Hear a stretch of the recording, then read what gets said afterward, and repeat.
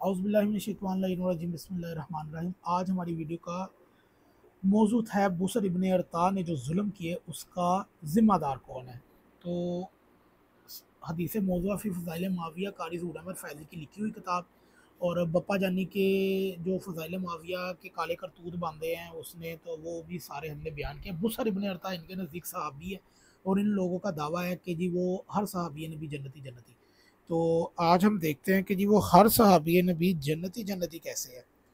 बुसर इब्ने अरता के जो मज़ालम थे कि उसने कैसे उबैदुल्लाह इब्ने अब्बास के बच्चों को कत्ल किया, उसने मक्का मदीना पे हमले किए और उसने जबरन बैतें ली सहाबा से। तो उसके बाद देखते हैं कि जी इसका ज़िम्मेदार कौन है। बुसर इब्ने अरता के बारे में कहा गया कि वो हुजूर के बाद सिरात पर, सिरात मतलब सीधे रास्ते से हट चुका था। वो जो कहते हैं ना, इय्याका नअबुदु व इय्याका नस्तईन इहदिनस सिरातल मुस्तकीम, वो ये है। समझ लगी है? इय्याका नअबुदु व इय्याका नस्तईन तो पढ़ लेते हैं, अल्लाह हमारी इस मामले में मदद करके हमें सिरात मुस्तकीम पर रख। बगैर तो हर एक आयत का मर्तबा व तर्जमा अपनी मर्जी से निकाल लेते हो। ये था वो। तो जिस हाकम के हुक्म पर गामजद होकर वो बड़ी बरीत और खून रेजी को फसाद मचाता रहा, उसके बारे में हमारे आइमा का क्या हुक्म है। वो हाकम साबिकून अल अव्वलून में से नहीं था, बुसर इब्ने अरता की तरह तुलका में से ही था। हमारा मुसन्नफ से सवाल है, साबिकून अल अव्वलून में से नहीं था, तो साबिकून अल अव्वलून में से जो लोग मुर्तद हुए हैं, जो नबी के साथ स्टार्टिंग में थे और बाद में उन्होंने कहा कि ये नबी, इन्हीं की किताबों में लिखा हुआ है कि वो ये अल्लाह के नबी हैं, जो वो कुरान यानी कि अपने से हमें कह के लिखवाते हैं। तो इसके बारे में आपका क्या ख्याल है? वो साबिकून अल अव्वलून नहीं थे? खैर, साबिकून अल अव्वलून भी इस चीज़ से बचे नहीं हुए भाई।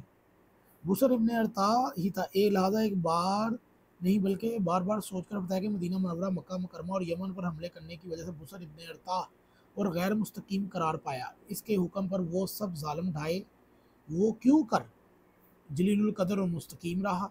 इसे करवाता कौन था?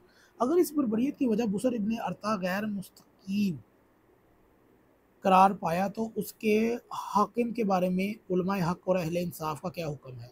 क्या वो जू के तू यानी कि रजुल साले और जलीलुल कदर ही रहेंगे? क्या कोई जिम्मेदारी उन पर आयद होगी?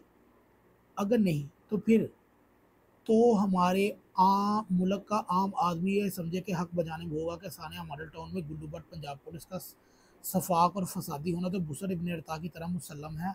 मगर उन्हें जिन हुक्मरानों ने इस बर्बरियत का ऑर्डर दिया था, वो जू के तू मुत्तकी परहेजगार और बेखता और बेगुनाह हैं।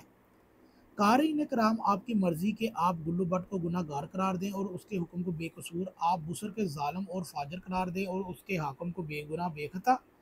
मगर इतना याद रखें कि फ़िरौन के हुक्म पर उसकी हुकूमत के कारिंदे ने बनी इसराइल के बच्चों को ज़िबा किया था। यानी कि फ़िरौन खुद जाकर नहीं ज़िबा करता था। अल्लाह ताला ने उस ज़िबा की निस्बत जहाँ कई मुकामों पर उनके कारिंदों की तरफ फरमाई है, वहीं बाज़ मकामात पर ख़ुद फ़िरौन की तरफ भी फरमाई है। कुरान का इरशाद है, बेशक फ़िरौन मुतकब्बर और सरकश बन गया है सरज़मीन मिस्र में, और उसने बना दिया वहाँ के बशिंदों को ग्रोह ग्रोह। वो कमज़ोर करना चाहता था एक ग्रोह को, उनमें से ज़िबा किया करता इनके बेटों को और ज़िंदा छोड़ देता उनकी औरतों को। बेशक के वो फसाद बर्पा करने वालों में से है। सूरह कसस आयत नंबर 4। खैर, ये थी हमारी वीडियो का मौजू। आने वाली वीडियो में हम आपको ये बताएंगे कि इस्लाम के अंदर मुसलमान ख़वातीन को लौंडी बनाकर फ़रोख्त कब किया गया। तो आने वाली वीडियो भी आपके लिए नहायत अहम है। इस वीडियो में हमने ये साबित किया कि मुआविया बिन अबी सुफियान जो बुसर इब्ने अरता से जुल्म करवाता था, अगर वो सहाबी नहीं भी है तो भाई पीछे सहाबी है। मुसन्नफ ने बहुत अच्छी बात की यहाँ पे कि फ़िरौन के हुक्म पर बच्चे कटे हैं, फ़िरौन खुद जाकर नहीं काटता था। अली के ऊपर तबर्रा और गालियाँ मुआविया खुद नहीं देता था बल्कि दिलवाता था।